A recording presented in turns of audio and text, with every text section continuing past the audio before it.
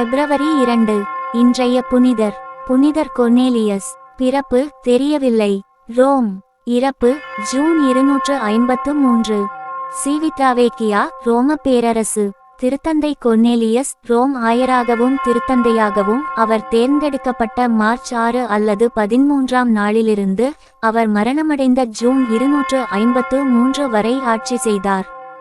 அவருக்கு முன் பதவியிலிருந்தவர் திருத்தந்தை ஃபேபியன் ஆவார். திருத்தந்தை கொர்னேலியஸ் கத்தோலிக்க திருச்சபையின் 21ஆம் திருத்தந்தை ஆவார். கொர்னேலியஸ் என்னும் பெயர் இலத்தீன் மொழியில் கொம்பு என பொருள்படும் கோனு என்னும் சொல்லிலிருந்து பிறந்த குடும்ப பெயராக இருக்கலாம். உறுதியான என்னும் பொருளும் உண்டு. 249 முதல் 251 வரை காலகட்டத்தில் ரோம பேரரசனாக ஆட்சி செய்த டேசியஸ் என்பவர் கிறிஸ்தவர்களை அவ்வப்போது சில இடங்களில் கொடுமைப்படுத்தினார். ஆனால் 250 ஜனவரி மாதத்திலிருந்து கிறிஸ்தவத்தை மிக கடுமையாக துன்புறுத்தலானார். அரசு நியமித்த அதிகாரிகளின் முன்னிலையில் கிறிஸ்தவர்கள் ரோம தெய்வங்களுக்கு பலி செலுத்த வேண்டும் என்றும் அவ்வாறு செய்ய மறுத்தால் சாவை சந்திக்க வேண்டியிருக்கும் என்றும் அவர் ஆணை பிறப்பித்தார். அரசனின் ஆணைக்கு பணிந்து பலி செலுத்த மறுத்த கிறிஸ்தவர் பலர் கொல்லப்பட்டு மறைச்சாட்சிகளாக உயிர் துறந்தனர். அப்போது திருத்தந்தையாக இருந்த ஃபேபியன் என்பவரும் 250 ஜனவரி 20ஆம் நாள் கொல்லப்பட்டார். அரசனுக்கு அஞ்சு தங்கள் உயிரை காக்கும் வண்ணம் பல கிறிஸ்தவர்கள் பலி ஒப்புக்கொடுத்தனர். கிறிஸ்தவம் துன்புறுத்தப்பட்ட காலத்தில் தங்கள் உயிரை காக்கும் எண்ணத்துடன் அரச ஆணைக்கு பணிந்து ரோம தெய்வங்களுக்கு பலி செலுத்தி கிறிஸ்தவத்தை மறுதலித்த கிறிஸ்தவர்கள் தங்கள் தவற்றை உணர்ந்து மனம் மாறி மீண்டும் கிறிஸ்தவ திருச்சபையோடு இணைய விரும்பினர். அவர்களை மீண்டும் திருச்சபையில் ஏற்பது குறித்து இருவித கருத்துகள் எழலாயின. கிறிஸ்தவத்தை மறுதலித்தவர்கள் மனம் திரும்பி மீண்டும் திருச்சபையில் சேர விரும்பினால் அவர்கள் மீண்டும் ஒருமுறை திருமுழுக்கு பெற வேண்டும் என்று நோவாசியன் என்பவரும் அவருடைய குழுவினரும் கூறினார்கள். தங்கள் தவட்டிற்கு வருந்தி மீண்டும் சபையில் புக விரும்புவோருக்கு 2ஆம் முறையாக திருமுழுக்கு கொடுக்க வேண்டியதில்லை. அவர்கள் உண்மையாகவே மன வருத்தம் தெரிவித்தால் போதும் என்று திருத்தந்தை கொர்னேலியஸ் கூறினார். அவருக்கு ஆதரவாக புனித சிப்ரியான் என்னும் தலைசிறந்த இறையியல் அறிஞரும் கருத்து தெரிவித்தார்.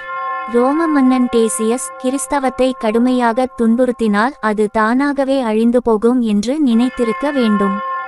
அந்த எண்ணத்தில் அவர் திருத்தந்தை ஃபேபியனை சிறையில் அடைத்து சாகடித்த பின் ஜனவரி 20, 250 அவருக்கு பின் இன்னொரு திருத்தந்தை பதவியை ஏற்காமல் தடை செய்தார். ஆனால் அச்சமயத்தில் கோத் இனத்தவர்கள் பால்கன் பகுதியில் தாக்குதல் நிகழ்த்தினார்கள். அவர்களை எதிர்த்து போரிடும் பொருட்டு டேசியஸ் தமது படைகளோடு புறப்பட்டார். அந்த இடைவெளியை பயன்படுத்தி கொண்டு கிறிஸ்தவர்கள் புதிய திருத்தந்தையை தேர்ந்தெடுத்தார்கள்.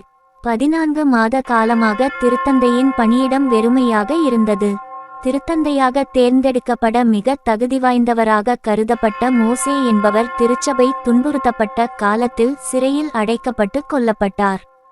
அவருடைய சாவை தொடர்ந்து நோவாசியன் தாம் திருத்தந்தையாக தேர்ந்தெடுக்கப்படலாம் என்று எதிர்பார்த்தார். ஆனால் கிறிஸ்தவர்கள் கொர்னேலியஸை திருத்தந்தையாக தேர்ந்தெடுத்தனர். அவரும் தயக்கத்தோடு அப்பதவியை ஏற்றுக்கொண்டார். கொர்னேலியஸ் திருத்தந்தையாக தேர்ந்தெடுக்கப்பட்டதை அறிந்த நோவாசியன் மிகுந்த சினம் கொண்டார். தாம் திருத்தந்தையாக தேர்ந்தெடுக்கப்படவில்லை என்ற குறை ஒருபுறம் இருக்க, கிறிஸ்தவத்தை மறுதலித்தவர்களை மறு திருமுழுக்கு கொடுக்காமல் திருச்சபையில் மீண்டும் ஏற்றுக்கொள்ளலாம் என்று கூறிய ஒருவர் திருத்தந்தையாக தேர்ந்தெடுக்கப்பட்டது முறையல்ல என்றும் அவர் எண்ணினார். எனவே நோவாசியான் நானே திருத்தந்தை என்று கூறி தம்மை தாமே திருத்தந்தை நிலைக்கு உயர்த்தி கொண்டார். இவ்வாறு நோவாசியான் என்னும் ரோம குரு கொர்னேலியஸ் திருத்தந்தைக்கு எதிரான எதிர் திருத்தந்தையாக மாறினார். திருச்சபையில் ஒரு பிளவு ஏற்பட்டது. கொர்னேலியஸ் திருத்தந்தையாக பதவி ஏற்றதைத் தொடர்ந்து நோவாசியான் தம் நிலையை இன்னும் கடுமைப்படுத்தினார். கிறிஸ்தவர்கள் தம் மதத்தை மறுதலிப்பது போன்ற எந்தவொரு கொடிய பாவத்தை கட்டிக்கொண்டால் அவர்களுக்கு பாவ மன்னிப்பே கிடையாது என்றும் கடவுளின் நீதி இருக்கையின் முன் இறுதி தீர்ப்பின்போது மட்டுமே அவர்கள் கடவுளுக்கு ஏற்புடையவர்களாக மாற முடியும் என்றும் நோவாசியான் கூறலானார். இது நோவாசிய கொள்கை என்று பெயர் பெறலாயிற்று. திருச்சபை துன்புறுத்தப்பட்ட காலத்தில் ரோமத் தெய்வங்களுக்கு பலி செலுத்திய கிறிஸ்தவர்களுக்கு மீண்டும் ஒருமுறை திருமுழுக்கு கொடுக்க வேண்டியதில்லை என்று திருத்தந்தை கொர்னேலியஸ் கூறிய கருத்துக்கு அவருடைய நண்பரும் தலைசிறந்த இறையியல் வல்லுனருமான புனித சிப்பிரியான் முழு ஆதரவு தெரிவித்தார். அவர் நோவாசியானை சபை நீக்கம் செய்தார். மேலும் அலெக்சாந்திரிய நகர் ஆயர் புனித தியோனீசியஸ் மற்றும் பெரும்பான்மையான ஆப்பிரிக்க ஆசிய ஆயர்கள் அப்போதனைக்கு ஆதரவு அளித்தார்கள்.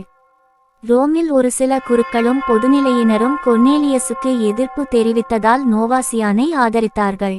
இதைத் தொடர்ந்து கொர்னேலியஸ் ரோமில் ஒரு சங்கத்தை கூட்டினார். அதில் 60 ஆயர்கள் கலந்து கொண்டனர். அவர்கள் கொர்னேலியஸை முறைப்படியான திருத்தந்தை என்று உறுதிப்படுத்தியதோடு எதிர் திருத்தந்தையாக தம்மை அறிவித்து கொண்ட நோவாசியானையும் ஆதரவாளர்களையும் சபை நீக்கம் செய்தனர். திருச்சபை துன்புறுத்தப்பட்ட காலத்தில் தங்கள் உயிரை காப்பதற்காக கிறிஸ்தவத்தை மறுதலித்தவர்கள் பொருத்தமான விதத்தில் மனவருத்தம் தெரிவித்த பின் நற்கருணை விருந்தில் பங்கேற்க அனுமதிக்கப்படலாம், அவர்களுக்கு மறு திருமுழுக்கு வழங்க வேண்டியதில்லை என்று சங்கம் தீர்ப்பளித்தது. ரோமில் நடந்த சங்கத்தின் முடிவுகளை உள்ளடக்கிய ஒரு கடிதத்தை கொர்னேலியஸ் அந்தியோக்கியா நகர் ஆயராகவும் நோவாசியானின் ஆதரவாளருமாக இருந்த ஃபாபியஸ் என்பவருக்கு அனுப்பினார்.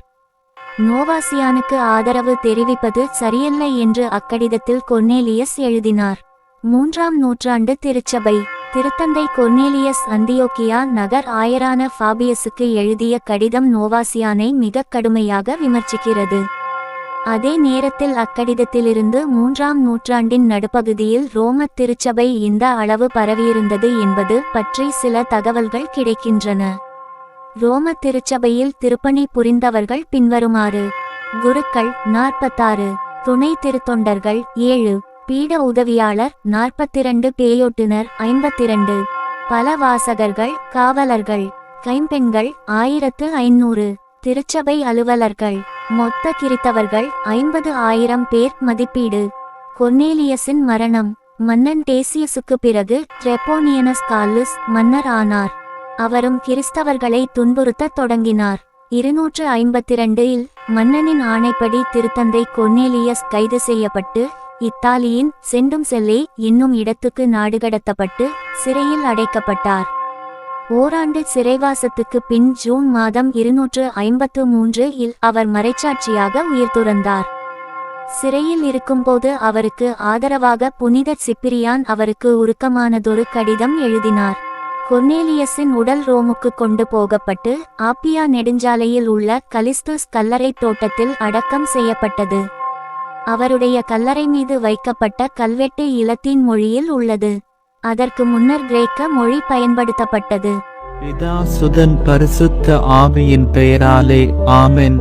தின பிரார்த்தனைகளுக்காக லைக், சப்ஸ்கிரைப் மற்றும் பெல் ஐகானை கிளிக் செய்யவும்.